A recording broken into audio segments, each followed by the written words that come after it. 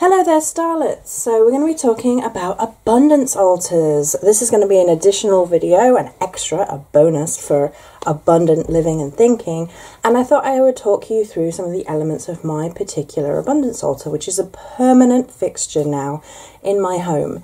And it's something that I have come to feel that probably should be a permanent fixture in our homes, because abundance is not simply wealth and money, but we all need wealth and money to survive in the world that we live in.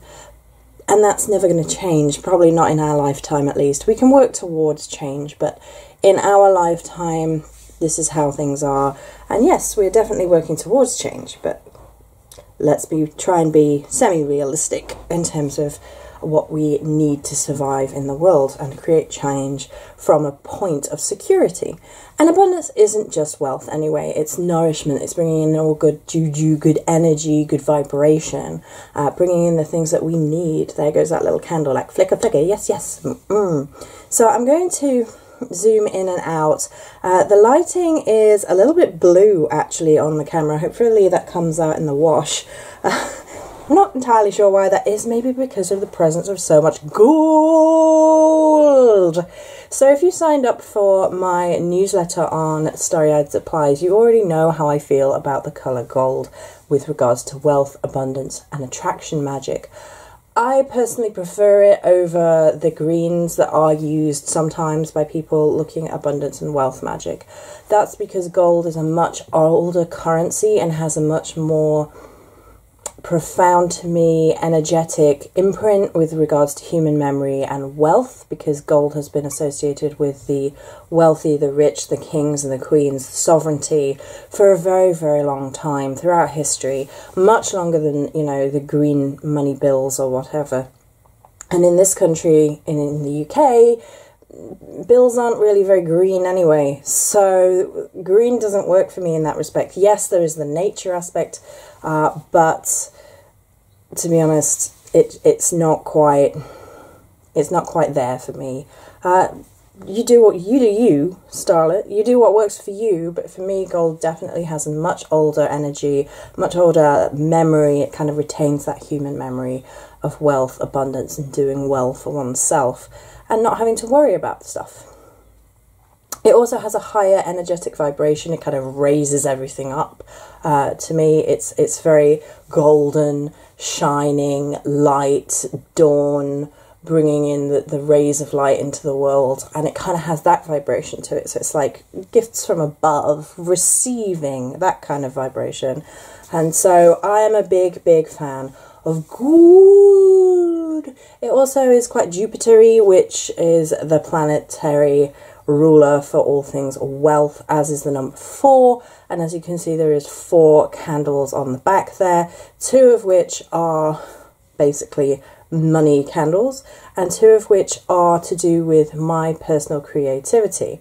Now, if you're in the UK, like Joey, you managed to find blooming jar candles. That's almost unheard of, and I agree. Recently, I've been able to find some for not too bad a price. The 2 gorgeousnesses over here, which we're going to discuss we're going to discuss all of them in more depth. These are actually a new look. I got them in the sale around Christmas time.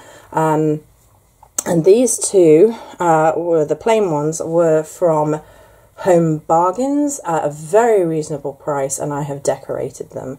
And we'll talk about that too right now. So we're going to talk about these first. So I'm going to zoom in over here. We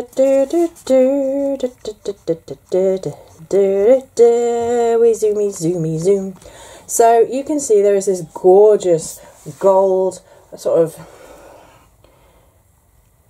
I'm not entirely certain what the pattern really represents. It has a kind of an Indian feel almost, maybe. With regards to the geometric pattern, but regardless, it's very open. It has a star, it has almost like a flower, like a blooming, like a blossoming. I don't feel that the print is meant to be anything in particular, but it reminds me of certain ways of drawing some of the runic staves that are in the Goldebruch, I'm probably pronouncing that horribly, the Nordic Book of Runes. And the candles themselves are honey and orange essential oil. So orange is really wonderful, and orange brings happiness, regeneration of the spirit and vitality for the soul. It conquers fears, it conquers obsessions. It brings joy to the heart, and it can help with divination and drawing attraction of wealth and luck and love and all good juicy juice of the orange. So orange is something that I absolutely love in money magic. I love a citrus. I love an uplifting and opening ourselves up to happiness and abundance, because if we're in a place of fear, we're not in a place of abundance. They kind of clash. We can find a nice happy medium where we're working through the fear into the abundance. I'm not an either or kind of girl, as you know, but for me, having a citrus in things is really, really super freaking helpful, because it just knocks down like the shadowy funk that can get in the way of abundance. And so these two candles, having that and honey, which is a major money attraction for me, because honey is bees, and bees have that worker bee energy, you know, but also honey lasts forever. It has that eternal aspect to it. It's never going to go off. It's never going to go funky, and it makes life sweet. It's a natural sweetener. So for all things abundance, it's great. It's bringing in sweetness and eternal abundance and all that good stuff. So I have honey and orange gold pillar candles, and the gold is actually on the outside, so once these have burnt down I can redo them, which is great. I didn't make the original wax that's in any of the current candles because I haven't burned them down yet, but I will do so once they have completely burnt down. Now, next to these two, and like I said, there's 4 because of the number of stability in numerology. It's also associated with Jupiter. I have my personal creation 7-day candle jars. I think this was an idea from Molly originally, Molly from Her Speak. It may have had other locations too, so I know that I saw it on Molly's channel many years ago now, a couple of years ago at least, if not more, and I never got to do them because I couldn't get hold of any of the plain glass jars, and I found some in Home Bargains recently. So basically I just decorated these with stickers and things that basically represented me. So we have this amazing goth girl, and we have the Know Your Power stickers and stickers that represent different elements of the path. The white and black snake united, we have the cauldron down here, we have the moon, and we have some fun gothic stuff, some skulls. It's a fox or wolf skull. That one's actually a wolf skull. There is one somewhere with a fox, and then a crow, and the anatomical heart, and yeah, it's just gothic gorgeousness. And then on the other one is the Die Cry Love sticker that was sent to me. This is from Sarah Ann Lawless when I ordered her, I was going to say anointing oil, that's wrong, completely wrong, poison balm, flying ointment, a bigger Know Your Power sticker, another goth, like embracing your weird element and things there. So this is these 2 candles, and these represent me. Not me in my entirety, because doing that with stickers would be amazing, but not very likely. But it represents a creativity, a playfulness, a celebrating who you are in different elements of who you are, and honouring that to bring in abundance through who we are. And I'm a creative. That is my driving force, my driving soul message, my resonance. And I actually had a reading the other day that was, this is what you do in life. You create. You are a force of creation. And I was like, okay, I can get behind that. So having 2 candles here that basically represent my way of creating things, I thought was a really neat idea, because how I create abundance is through creation. And that's true for everybody in a sense, because you are creating that abundance. But I create my abundance through creation. So there's a nice circular thing that happens. It's really fun. And in the center is my print from the El Goliath tarot deck. This is the print that came free when I ordered the deck, and the Queen of Wands represents me too. We had a discussion about that on the actual video with the starry-eyed and the Queen of Wands, that it was one of those big whoa moments, and I liked having it right in the centre there to remind me to elevate soul, to elevate self. So there's definitely that vibration within that particular print. My brain went completely blank then. That was really strange.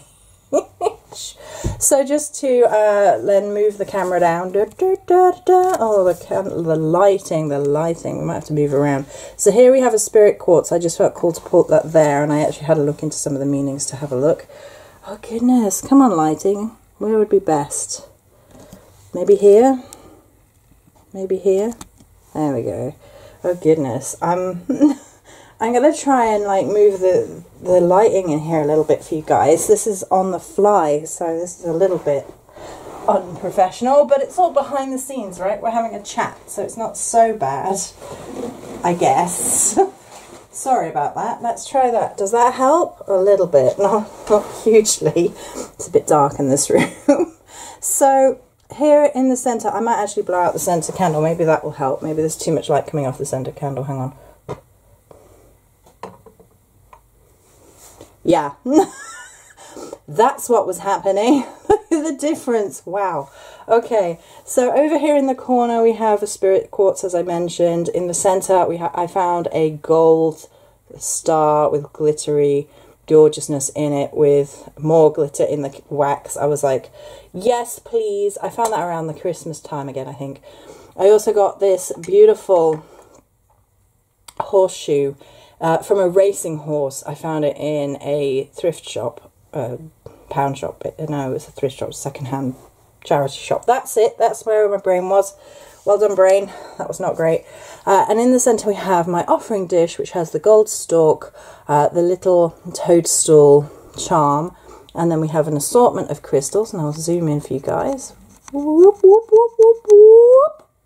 And I don't know what that noise was. Enjoy. And you can see the things that are in there are mostly crystals. So we have some pyrite in there. We have 4 pieces of quartz for quartz points. I have a piece of amber, some citrine. I think I have 2 amber pieces actually. And then there's 4, but you can't see one because it's hidden behind the print of the little gold Chinese coins. These were gifted to me. These Chinese coins of luck and money and wealth. And then 2 little Viking replica dice.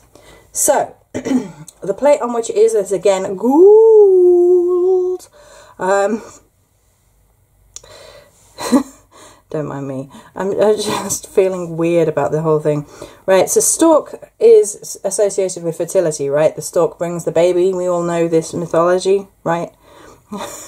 If not, there is a mythology where stork carries babies into your life. But in the abstract form of this story, it's carrying new ideas and inspiring you, taking you on new adventures. Its spiritual messages are uplifting, positive. Its name is based on the Greek etymology for mother love. Mothers will fiercely guard their nests about predators, which may come into where did they name it for the stork bringing babies, or did the babies come from the name? Who knows? Chicken and egg, stork and egg, one might say. Anyway, there's a whole long line of where this story might have originated from, and I'm not going to read it here because that would take up a whole video. But that's the general feeling, that it brings in new ideas, new ventures, fertility, new life. And I found this gold bowl, and I was like, it's perfect. It's perfect for like a little abundance holder. And then, so the spirit quartz that's down here is actually known as a giant pointy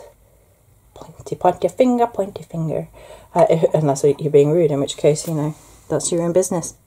And spirit quartz is really interesting because it represents a place in the universe where all things are brought into perfect balance. The resonance of spirit quartz encourages one to find their spiritual centre. It's a stone that signifies being in line with the universal current. individuals in this current find they achieve success more easily. And that's really interesting because I went with Spirit Quartz on intuition, and I hadn't realised that it had an abundance application at the time, other than being like sparkly, and you know, that attracting more light, that attracting more associations with things that sparkle as being, you know, very much like diamonds, a sparkle, or gemstones sparkle in terms of what we have attributed wealth to looking like, even if that's not necessarily what we want in our own lives, because I don't really care about diamonds. I don't know about you. But it connects us very strongly to the spirit realm, and puts us in line with our highest, truest self. And when we're doing Abundance Altar, that's very important to most of us, that we are in line with what we want to do in life, what we believe is our authentic higher truth with regards to spirituality. And for those of us who work within the heart-centered, soul-centered, soulpreneur business element of things, then that is doubly important, you know. And that was really interesting because I did that on intuition, and which is why you should always listen to your witch gut, because it will not lead you astray. So as I said, in the dish itself, I have 4 pieces of quartz, 4 quartz points. That's that number 4 again. That number 4. That number 4. Which basically is in line with Jupiter energies, in line with stability and finances. And quartz, particularly in this point, amplifies the energy. It draws in the energy, it directs it, it brings it all in, and they are all pointing, they're all pointing either to each other or to the center, and that is to do with bringing in all that abundance into that plate, which is always good stuff. Pyrite's in there. Pyrite's basically a money stone to me. It's gold, it's shiny, it warns against all that glitters is not gold, which I think is a really important lesson. That's a Tolkien quote, by the way, but that's a really important lesson when it comes to abundance, which is remembering that it doesn't have to be wealth, it can be all sorts of opportunities, and to be careful not to become too invested in money to the point where you lose sight of what matters. It's also a stone that guards against control, criticism and manipulation by others, by partners, parents, employers, etc. It's the power to resist without becoming upset, changing the balance of power. So it's a stone for your own power, which is pretty freaking amazing, right? That's pretty freaking amazing. As you go forward, Citrine, again, Citrine is a lot like orange in terms of its uplifting, it's creative, it's abundance, it's money, it's wealth. It has a nice uplifting power to it. And amber is an interesting one because amber kind of has that encasing life for all time. And it really works really well for me for money.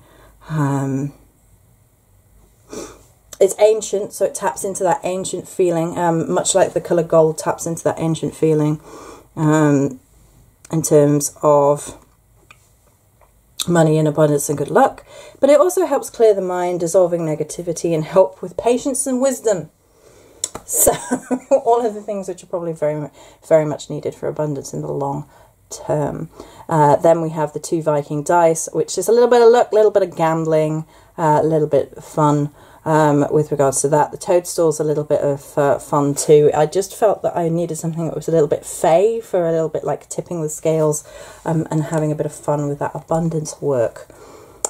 So the last 2 things that I haven't yet talked about are down here. That I kind of talked about this candle. This candle is actually anointed with my Luck of the Blood oil, which is usually sat up here on the altar to imbue, but it's currently downstairs because Joey thought, you know, I'll record this video today, I will forget and leave the money oil downstairs.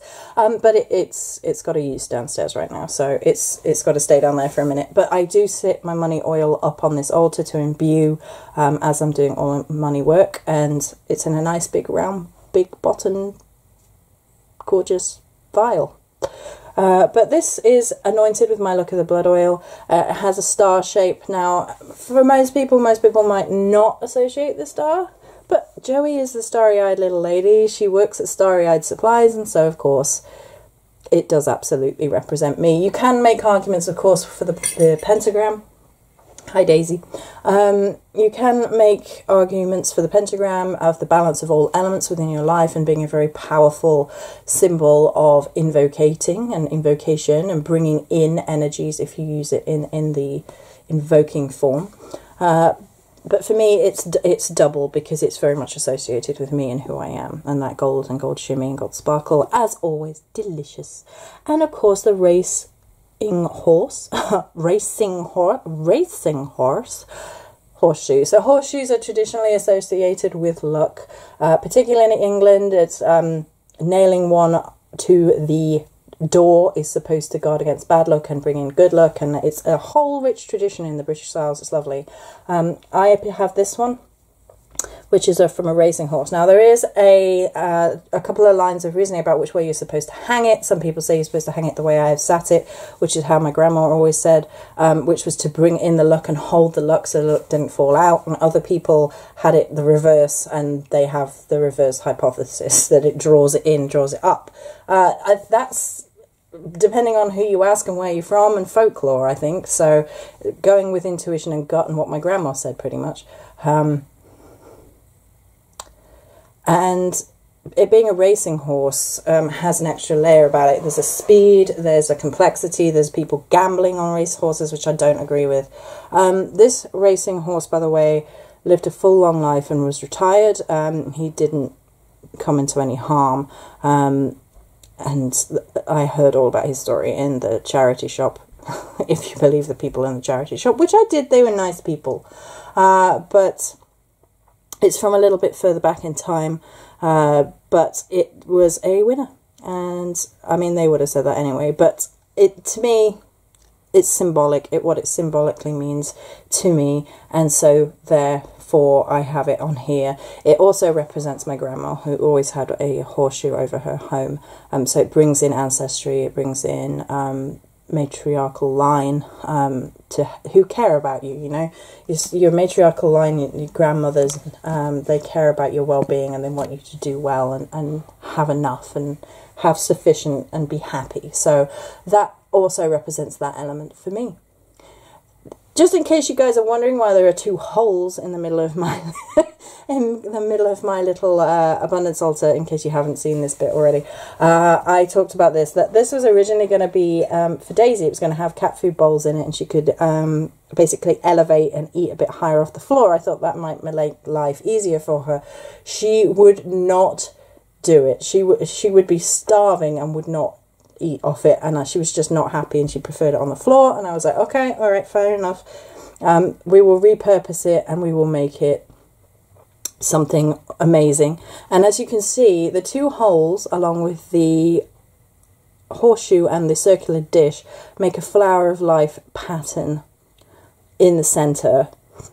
So all things within all things, and the two holes allows energies in, and then the two solids keep things there. So this is drawing in and out, and this is kind of holding there. So the energies flow here, and the energies stick here. That's the hypothesis of Joey's energy work, anyway. And I thought that was cool because it basically repurposed something and made it abundant again.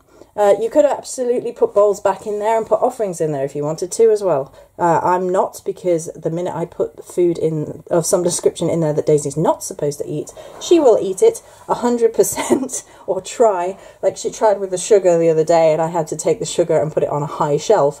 It was a whole thing the other day. No, Daisy, sugar is bad for kiddies. But Mummy, I want to eat it. You've told me I can't.